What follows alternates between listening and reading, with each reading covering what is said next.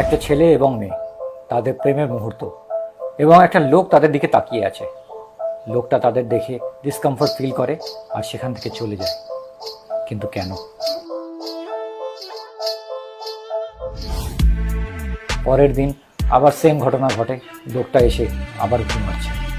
কি জানতে চাই লোকটা, কেনই বা এরকম করছে? হ্যালো, চলে আয় না, আজকে রাতে দুজনে মিলে পার্টি করব। আরে কিচ্ছু হবে না, সোসাইটিকে ছাড় তো।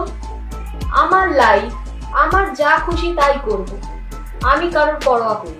টাটা, বাই, তাড়াতাড়ি চলে আসিস।